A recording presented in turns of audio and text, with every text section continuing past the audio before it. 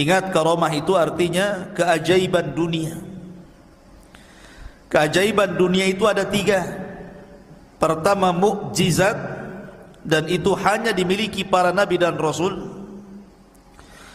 Yang kedua, karamah, dan itu dimiliki para wali-wali Allah dari kalangan para ulama dan orang-orang saleh. Dan yang ketiga, sihir, dan inilah yang dimiliki oleh dukun-dukun, bomo dan yang sejenisnya. Lah, Imam Nawawi mengakui banyaknya karamah yang ada pada Syekh Abdul Qadir Jailani. Bahkan ini pun dikatakan oleh Iz bin Abdis Salam, innahu lam tatawa tara karamatu ahadin minal masyayikh illa Syekh Abdul Qadir Jailani, fa inna karamatihi nukilat bitawatur. Tidak ada satupun berita yang masyhur dari para ulama dari karamah-karamah para masyayikh yang lebih masyhur, yang banyak diceritakan manusia melebihi karamahnya Syekh Abdul Qadir Jailani. Itu pengakuan ulama besar Al-Iz bin Abdis Salam itu. Bahkan Imam Zahabi memuji luar biasa. Ingat, kalau sudah Imam Zahabi yang bicara, berarti orang ini bukan kaleng-kaleng. Orang ini orang betul. Ya. Kata Imam Zahabi rahimahullahu ta'ala ketika mensifati Syekh Abdul Qadir Jailani, dia mengatakan Asy-Syaikhul Imam Al-Alim Az-Zahid Al-Arif Al-Qudwatu Syekhul Islam Alamul Awliya Muhyiddin Abu Muhammad Abdul Qadir Ibn Abi Saleh Abdullah Al-Jailani rahimahullahu ta'ala. Kata Imam Zahabi, Abdul Qadir Jailani adalah seorang syekh, seorang imam, seorang alim, orangnya paling zuhud, paling cerdas, dan layak diikuti kehidupannya. Dan dia Syekhul Islam, dan dia memiliki alamat wali-wali Allah, Muhyiddin, penghidup agama. Kunyahnya Abu Muhammad Abdul Qadir Al-Jailani rahimahullahu ta'ala. Kemudian juga dikatakan oleh Al-Hafidh Ibnu Hajar Al-Asqalani, kana Syekh Abdul Qadir Jailani mutamassikan biqawanini syariati yad'u ilaiha ila akhir qawlihi Ibnu Hajar. Jadi Ibnu Hajar Al-Asqalani sampai mengatakan dia adalah Syekh Abdul Qadir Al-Jailani, orang yang paling berpegang dengan undang-undang syariat. Bahkan dikatakan oleh Al-Imam Ibnu Qudamah Al-Maqdisi, ma'ruf Ibnu Qudamah, dia mengatakan dakhalna bi Baghdad sanata 61 wa 500. Aku masuk ke Baghdad pada tahun 561 Hijriah. Fa idza Syekh Abdul Qadir Jailani biha intahat ilaiha biha ilman wa amalan wa halan wastifta'an. Ternyata semua ilmu orang-orang Baghdad, amalan orang-orang Baghdad, fatwa orang-orang Baghdad kembali kepada Syekh Abdul Qadir Jailani. Lihat pujian yang luar biasa. Bahkan Ibnu Katsir juga memuji beliau dan mengatakan kana fihi tazahhada katsir. Beliau adalah orang yang memiliki sifat zuhud yang banyak. Dan banyak lagi tidak perlu saya bacakan pujian-pujiannya, nanti habis waktunya hanya untuk memuji beliau saja. Taib, kita masuk dalam beberapa kisah yang menakjubkan dari Al-Imam Abdul Qadir Al-Jailani rahimahullahu ta'ala. Syekh Abdul Qadir Jailani adalah orang yang sangat produktif, banyak karyanya. Di antaranya dia mengarang kitab Ighatsatul Arifin wa Ghayatu Minal Wasilin, kemudian Adabus Suluk, kemudian Tuhfatul Muttaqin wa Sabilul Arifin, kemudian juga yang paling dikenal kitabnya adalah Gunyah li Talibi Tariqil Haq, kemudian juga yang paling dikenal kitabnya adalah Futuhul Ghaibi, kemudian juga Fathur Rabbani, Fathur Rabbani ma'ruf, kemudian juga kitabnya At-Tariqu Ilallah, dan banyak lagi kitab-kitab beliau. Artinya beliau memang produktif, banyak karyanya, luar biasa. Lah sebagaimana para ulama yang lainnya, ikhwatu fiddin muliakan Allah Azza wa Jalla, Syekh Abdul Qadir Jailani ini meninggal, ayahnya ketika baru meninggal, baru belahir, beberapa bulan setelahnya ayahnya meninggal. Artinya Syekh Abdul Qadir Jailani ini yatim, dan yang mencetak dia menjadi ulama besar itu rupanya ibunya. Sering saya ulang-ulang, banyak para ulama dunia yang mencetak ulama siapa? Ibu-ibunya. Imam Syafi'i dicetak ibunya, Imam Ahmad yang cetak ibunya. Termasuk juga Syekh Abdul Qadir Jailani yang mencetak menjadi ulama besar adalah ibunya, karena dia terlahir yatim. Ibunya adalah wanita yang sangat salihah, dan nasabnya saya katakan tadi sampai kepada Husain ibn Ali, artinya dia seorang Husainiyah, wanita dari ahli bait, keturunan Husain ibn Ali ibn Abi Talib radhiyallahu anhu. Lah Syekh Abdul Qadir Jailani ini lahir di Jailan. Jailan ini kalau sekarang mungkin ada satu daerah di Iran. Di Iran ada tempat namanya Jailan. Maka Syekh Abdul Qadir Jailani dinisbahkan kepada daerah kelahirannya Jailan. Maka disebut Abdul Qadir Jailani, karena dia orang Jailan, dan Jailan itu satu kota kecil yang ada di Iran ketika itu. Dan itu bukan kota para ulama. Jailan itu bukan kota para ulama, sehingga Syekh Abdul Qadir Jailani tidak puas belajar di Jailan karena itu bukan kota para ulama. Maka sebagaimana umumnya para ulama, dia pun rihlah li talabul ilmi, berangkatlah dia dari Jailan menuju Baghdad. Dan Baghdad kala itu adalah kota para ulama. Terlahir ulama-ulama dunia, ma'ruf Baghdad itu. Ya. Tetapi sayang ketika diserang oleh Tatar, tentara Mongolia, maka tentara Tatar banyak membakar kitab-kitab para ulama sehingga banyak yang hilang sampai hari ini. Keganasan Mongolia ketika menyerang Tatar di zaman Syekhul Islam Ibnu Taimiyah rahimahullahu taala. Walaupun ketika Abdul Qadir Jailani hidup di zaman Khalifah Abbasiyah, dan ketika itu memang kondisinya sangat memprihatinkan karena banyak terjadi huru peperangan, di mana orang-orang Antokiyah, orang-orang Salibi itu, orang-orang Nasrani menyerang kaum muslimin, dan ribuan kaum muslimin banyak meninggal dunia. Memang banyak kekacauan di zaman itu. Tetapi walaupun demikian, Baghdad itu masih negara atau kota yang sangat dicintai para thalabatul ilmi karena masih banyak ulama yang hidup di situ. Salah satunya adalah tujuan safarnya Syekh Abdul Qadir Al-Jailani rahimahullahu taala ketika usianya 18 tahun, kemudian dia safar dari Jailan menuju Baghdad, dan dia belajar di rantau selama 33 tahun baru pulang. Ya. Anda bisa bayangkan, besar-besar di jalan tuh, tua-tua di jalan ya. 33 tahun. Coba bayangkan, ini pondok Jabal Uhud nih, tiap minggu dijenguk. Kadang-kadang minta pulang. Ini Syekh Abdul Qadir Jailani 33 tahun dia enggak dijenguk sama ibunya. Betul-betul setelah dia menguasai seluruh funun ilmu, baru dia pulang menjadi Syekh Baghdad. Diakui keilmuannya.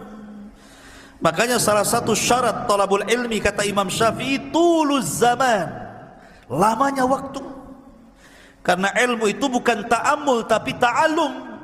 Bukan ta'ammul, bukan dipikirkan tiba-tiba dapat ilmu yang disebut dengan laduni, bukan, tapi dengan cara belajar. Salah satunya diperlukan tulus zaman, panjangnya waktu. Maka Syekh Abdul Qadir Jailani belajar 33 tahun, menguasai akidah, fikih, usul, mustalah, hadis, macam-macam dikuasai. Makanya kemudian tadi disebutkan oleh Imam Zahabi bahwa dia adalah Syekhul Islam, karena dia bidang semua ilmu syariat. Ma'asyiral muslimin, ada cerita yang menarik. Di sini mulai ceritanya nih. Ketika Syekh Abdul Qadir Jailani hendak berangkat safar dari Jailan menuju Baghdad, ibunya memberikan bekal 40 dirham.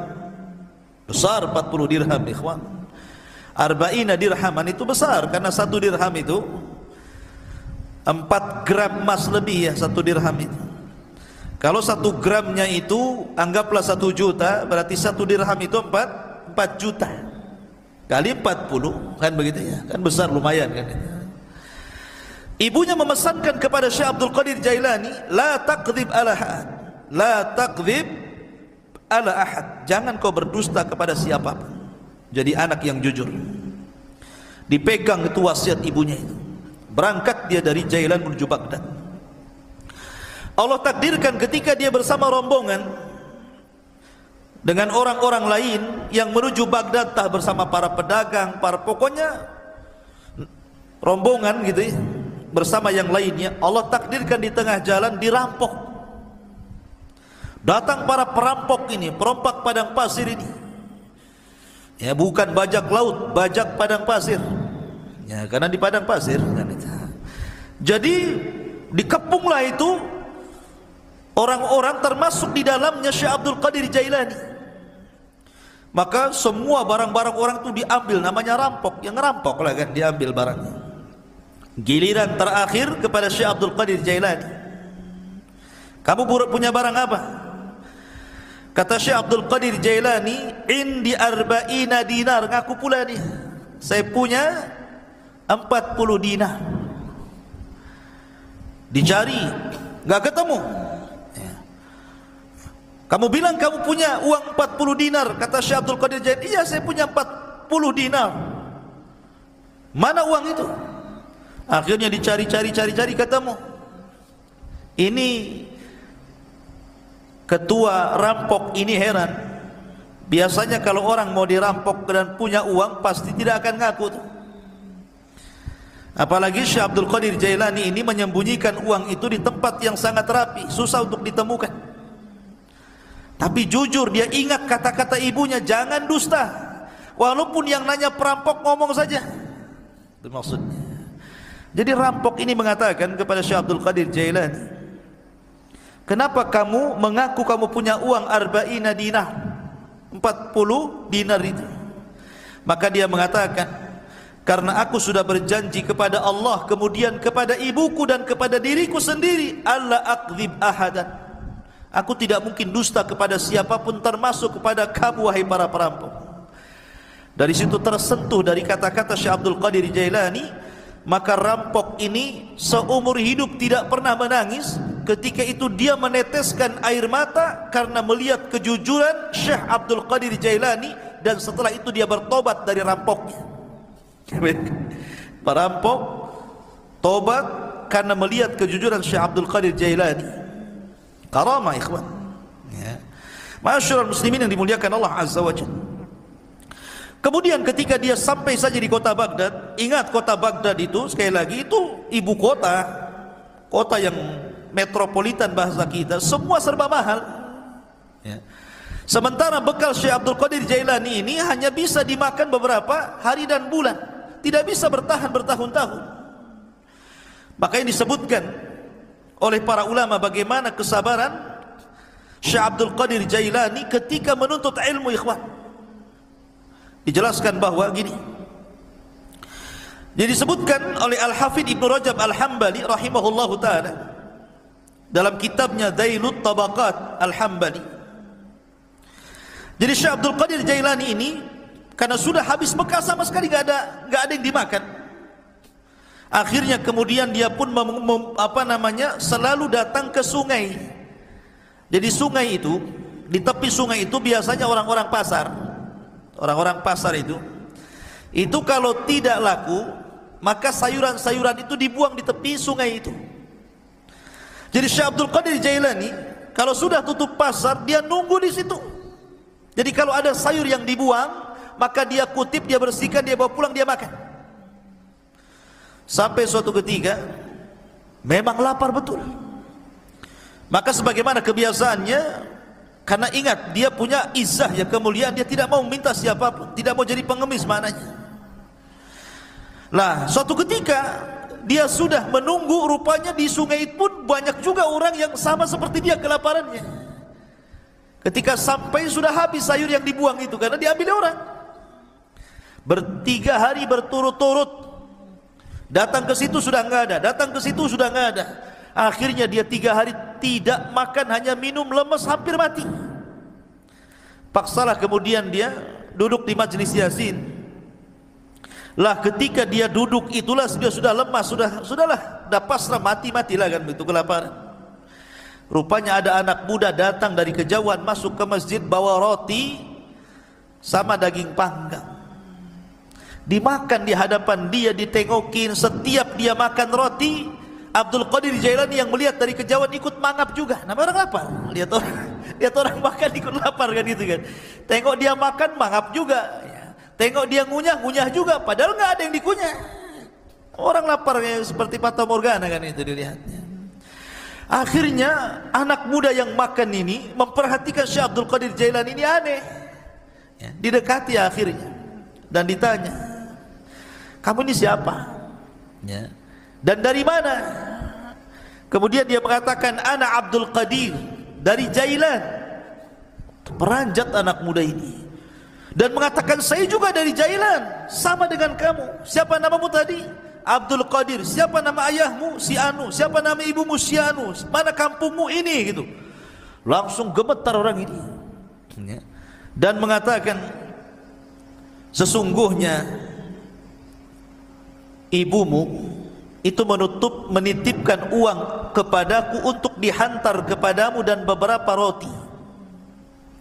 Aku sudah putus asa mencarimu, sampai roti yang dititipkan ibumu ku makan juga, tapi aku takut mengambil uangmu, sehingga terpaksa aku makan bangkai karena darurah. Rupanya Allah takdirkan saya ketemu di masjid ini dengan kamu, wahai Abdul Qadir. Ini uang yang dititipkan ibumu kepadaku, ambillah. Tolong ikhlaskan roti yang dititipkan ibumu yang sudah kumakan. Ya. Lihat bagaimana kondisi Syekh Abdul Qadir Jailani. Ini thalabul ilmi namanya ya, kelaparan gitu. Mana ada di Jabal Uhud kelaparan, yang ada dibuang-buang. Enggak habis lauknya masih banyak kan gitu. Ya, kenapa? Udah makan nambah lagi di warung. Thalabul ilmi sekarang dipenuhi makanan, bukan dipenuhi ilmu. Di lemarinya bukan kitab, Indomie. Ma'asyiral muslimin yang dimuliakan Allah Azza wa Jalla. Jadi begitulah Syekh Abdul Qadir Jailani rahimahullahu taala, kesabaran dalam menuntut ilmu. Ada kisah yang menarik juga ya kawan. Disebutkan tentang perdebatan Syekh Abdul Qadir Jailani dengan syaitan, dengan iblis. Debat dengan syaitan. Ya. Dan itu disebutkan oleh Syekhul Islam Ibnu Taimiyah rahimahullahu taala dan dikatakan oleh Syekh Shalih Al Fauzan hafizahullahu taala, ini menunjukkan bagaimana kecerdasan fikihnya Abdul Qadir Jailani. Sampai Syekh Shalih Al Fauzan hafizahullahu taala mengatakan, ini menunjukkan kecerdasan fikihnya Syekh Abdul Qadir Jailani ketika berbantah dengan syaitan. Bagaimana kisahnya? Dijelaskan suatu ketika beliau mengatakan, saya sedang safar dan ketika itu cuaca sangat panas sekali. Ala harri fi ba'dil asfar, panas sekali. Tiba-tiba ketika panas terik gitu kan, karena matahari memancar luar biasa, tiba-tiba ada awan. Awan itu menaungi kepalaku, menghalangi antara terik matahari dengan kepalaku. Dari situlah tiba-tiba dari awan hitam yang menaungi diriku, kata Syekh Abdul Qadir Jailani, nada munadin, tiba-tiba ada yang menyeru dari langit sana, ada yang menyeru dan mengatakan, ya Abdul Qadir, ana rabbuk. Wahai Abdul Qadir Jailani, saya adalah Rabbmu. Maka Syekh Abdul Qadir Jailani rafa'a ra'sah, melihat ke langit dan mengatakan, antallah la ilaha illahu. Apakah engkau adalah Allah yang tidak ada sembahan berhak disembah kecuali Dia? Maka kemudian suara itu ada lagi di langit dan mengatakan, ana rabbuk, saya Tuhanmu. Ana rabbuk, saya Tuhanmu. Syekh Abdul Qadir Jailani mendengarkan sampai akhirnya, setelah dia mengatakan ana rabbuk wa qad ahlaltu laka ma haramtu alaika ya Abdul Qadir. Saya Tuhan wahai Abdul Qadir, aku telah halalkan yang sebelumnya kuharamkan kepadamu. Maknanya semua manusia haram melakukan ini, kau halal.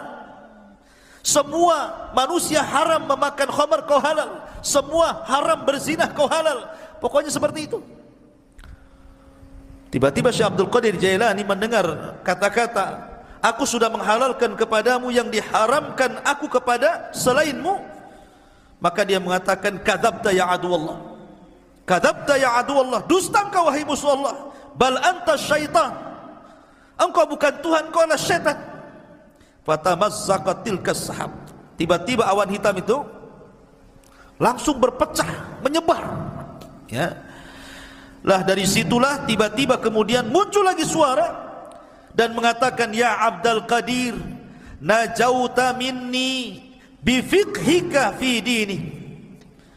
Wahai Abdul Qadir, engkau sudah selamat, ya. Najauta minni, engkau selamat dariku dengan kecerdasan fikihmu dalam agamamu. Laqad fatantu bihadzal hilah qablaka sab'ina rajulan.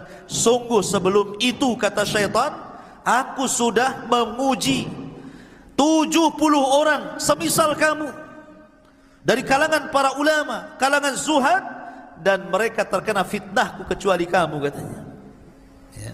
Lihat bagaimana Syekh Abdul Qadir Jailani mengatakan apa? Tidak mungkin. Kenapa? Kenapa Syekh Abdul Qadir Jailani mengatakan kadzabta, dusta kamu? Karena kata Syekh Abdul Qadir Jailani, ketika ditanya, maka dia mengatakan, araftu annahu syaitan. Kenapa aku tahu dia syaitan? Karena ketika dia mengatakan, aku halalkan kepadamu yang kuharamkan kepada selainmu, maka dia mengatakan, li anna ba'da Rasulillah sallallahu alaihi wasallam la tahlila wa la tahrim. Tidak ada yang berhak menghalalkan dan tidak ada yang berhak mengharamkan setelah Nabi sallallahu alaihi wasallam. Bagaimana mungkin kalau kemudian dalam dunia tarekat, ya, di mana orang itu kalau sudah tingkatan makrifat sampai meyakini adanya hululiyah, manunggaleh, gusti, itu ya, bahwa Allah itu betul-betul menyatu dengan badan. Tiba-tiba kemudian seseorang boleh tidak melaksanakan sholat, boleh meninggalkan zakat, boleh meninggalkan puasa, boleh tidak haji, karena alasannya Tuhan sudah menyatu. Ana anta, anta ana, bahasanya. Saya kamu, kamu saya, katanya. Bingung dia, mana saya, mana Tuhan, karena menyatu masalahnya, ya. Makanya terkadang makin makrifat itu bukan makin baik, makin bejat, kan begitu. Karena dia meninggalkan sholat, dia meninggalkan apapun. Ketika ditanya, kenapa anda tidak sholat? Siapa bilang saya tidak sholat? Bukankah Allah yang mengatakan, inna sholata li dzikri, sholat itu untuk mengingat diriku. Jadi kalau aku sudah ingat Allah, aku sudah sholat, katanya, kan? Karena sholat itu untuk mengingat diriku. Apalagi kemudian Allah berfirman, u'budullaha hatta ya'tiyakal yakin, sembahlah Allah sampai yakin. Aku sudah yakin, ngapain aku nyembah, katanya, kan? Nah, kan kacau nih kalau sudah Quran dipelintir-pelintir. Padahal yang dimaksud sembahlah Allah sampai yakin, maksudnya sampai ajal. Yakin di sini maknanya ajal, kata Imam Ibnu Katsir rahimahullahu taala dan ahli tafsir yang lainnya. Sembah Allah sampai mati, bukan sampai yakin. Artinya kalau sudah yakin tidak perlu sembah, gitu. Nah, itu kebelinger tuh. Ma'asyiral muslimin, jadi Syekh Abdul Qadir Jailani mengatakan apa?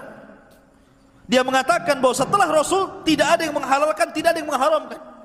Makanya dia mengatakan kepada syaitan, ya, kadzabta, dusta kamu. Enggak mungkin halal bagiku haram bagi orang lain, atau sebaliknya kan itu. Ma'asyiral muslimin yang dimuliakan Allah Azza wa Jalla. Dari sinilah maka Syekhul Islam Ibnu Taimiyah rahimahullahu taala beliau memuji dua perkara dari sosok Syekh Abdul Qadir Jailani. Pertama, ketika Abdul Qadir Jailani membahas tentang takdir dan membantah penyimpangan dalam Qadariyah. Yang kedua, bagaimana ketika Abdul Qadir Jailani mendebat syaitan. Dari sini salah kata Imam Ibnu Taimiyah, aku sangat mengagumi Syekh Abdul Qadir Jailani sebagaimana disebutkan Imam Abdul Qayyim dalam kitabnya Madarijus Salikin fi iyyaka na'budu wa iyyaka nasta'in. Ma'asyiral muslimin yang dimuliakan Allah Subhanahu wa taala, Syekh Abdul Qadir Jailani walaupun dia sudah menjadi ulama besar, tapi dia dikenal keberaniannya, laumata laib, enggak peduli orang dia. Dia tidak takut kecuali kepada Allah. Syekh Abdul Qadir Jailani tidak takut siapapun, sampai kepada penguasa dia tidak takut. Ya. Dan dia suatu ketika salah satu Khalifah Abbasiyah itu bernadar, nadarnya seperti ini. Saya akan beribadah kepada Allah di waktu di mana manusia tidak ada yang beribadah. Gimana caranya coba? Saya akan beribadah di waktu di mana tidak ada satupun manusia yang beribadah. Kira-kira kapan tuh? Mana bisa? Ya kan? Satu dunia ini manusia pasti ada yang beribadah kan begitu ya? Enggak di sini ya di sana, enggak di sana di sana kan gitu ya. Kapan waktunya coba? Mana kita tahu sampai bernadar seperti itu, saya akan beribadah di waktu manusia tidak ada yang beribadah. Mustahil. Ya. Karena setiap detik, setiap menit itu pasti ada orang beribadah di mana-mana. Entah di sini tidak ada, di sana ada, di sana tidak ada, di sana lagi ada. Di Indonesia tidak ada, di Mekah ada, di Mekah tidak ada, di Yaman ada, kan begitu. Sulit kita ini kemudian menentukan waktu di mana manusia tidak beribadah, dia beribadah. Akhirnya para ulama di zaman itu berkumpul memberikan fatwa bahwa khalifah harus bayar kafarah. Karena mustahil beribadah di waktu di mana manusia tidak beribadah. Khalifah harus bayar kafaratul yamin. Puasa 3 hari berturut-turut atau memberi makan 10 fakir miskin. Tiba-tiba Syekh Abdul Qadir Jailani mengatakan, tidak. Ya. Kamu harus tetap beribadah di mana manusia tidak ada satupun yang beribadah dengan ibadah yang sama dengan kamu. Kata Khalifah bingung. Kenapa Syekh Abdul Qadir Jailani memfatwakan seperti itu? Yang lain mengatakan bayar kafarah, dia pula kau harus tetap melaksanakannya. Kata Khalifah, lalu ibadah apa itu? Kalau saya sholat hari ini, di sana sudah ada orang sholat. Kalau saya puasa hari ini, di sana sudah ada orang berpuasa. Kalau saya umpamanya sedekah hari ini, di sana ada orang sedekah. Ibadah yang mana yang tidak bisa kemudian sama waktunya dengan orang lain? Katanya, Syekh Abdul Qadir Jailani, kau harus berangkat ke Mekah. Kau umrah. Setelah kau umrah, kamu harus menyempatkan untuk tawaf di saat manusia tidak ada yang tawaf di situ. Ya. Akhirnya dia pun betul-betul umrah. Kemudian dia mendapatkan waktu di mana tidak ada satupun orang yang tawaf. Disitulah dia tawaf. Ya. Kalau kemarin pas ya Ka'bah lagi kosong corona ya, nggak ada orang tawaf gitu ya. Ya. Tapi yang jelas bahwa dari peristiwa ini terkenalah nama Syekh Abdul Qadir Jailani. Dari kasus ini terkenal nama Syekh Abdul Qadir Al-Jailani rahimahullahu ta'ala.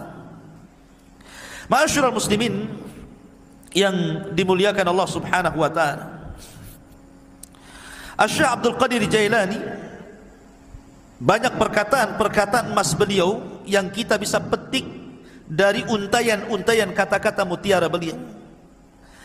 Di antaranya beliau mengatakan, tir ilal haqqi bijanahai alkitab was sunnah. Terbanglah kau kejar kebenaran dengan 2 sayap Al-Quran dan sunnah. Kemudian juga beliau mengatakan, akhrijud dunya min qulubikum ila aidikum fa innaha la tadurrukum. Keluarkan dunia dari hati-hati kalian, letakkan di tangan-tangan kalian, karena kalau itu yang kalian lakukan maka dunia tidak membahayakan diri kalian. Itulah zuhud namanya. Meletakkan dunia di tangan dan mengeluarkan dari hati. Sebab kalau dunia lenyap, hati tidak terganggu karena dia serahkan kepada Allah Azza wa Jalla. Itulah hakikat zuhud. Walaupun dia kaya, selama kekayaan berada di tangan, hatinya diserahkan kepada Allah. Walaupun harta harus hilang, maka hati tidak mungkin terpikirkan dengan hilangnya harta. Kemudian beliau mengatakan, la tadlimu ahadan walau bisu'i dhannikum fa inna rabbakum la yujawizu dzulma zalimin. Jangan kalian menzalimi siapapun walaupun dengan suudzon, karena Rabb kalian tidak mungkin melewatkan kezaliman orang yang zalim. Orang zalim itu terbatas, ya. Tidak mungkin kalau dia menzalimi kemudian betul-betul kita ini mendapatkan kecelakaan sesuai kehendaknya, tidak. Karena kezaliman yang dia lakukan pun sudah dicatat di Lauhil Mahfuz. Bahkan dalam khutbahnya beliau mengatakan, ayyuhan nas, wahai manusia, ya ibna Adam, wahai anak Adam, ish ma syi'ta fid dunya fa innal mauta sayatik. Hiduplah kamu di dunia sesukamu, karena kematian akan mendatangi kamu. Wa ahbib dunya mastata' fa innaka satufariqaha. Cintai dunia sekehendakmu, karena dunia pasti akan meninggalkan kamu. Wa'mal mastata'ta fa innallaha bi amalika sayuzik. Beramalah semampu kamu, karena sungguhnya Allah dengan amalanmu akan membalas seluruh amalan. Dan banyak kisah-kisah yang menarik. Tetapi kalau kita melihat Syekh Abdul Qadir Jailani ini, ikhwan, dia seorang ulama Hambali. Ingat, seorang ulama Hambali.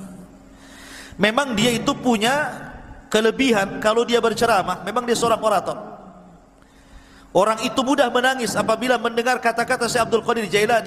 Makanya kalau dia membuka majlis ilmu, majlis taklim itu, yang datang ngaji setiap kali menyampaikan kajian 70,000 rajulin, 70,000 talabatul ilmi, 70,000 para talabatul ilmi itu numplek di masjidnya itu.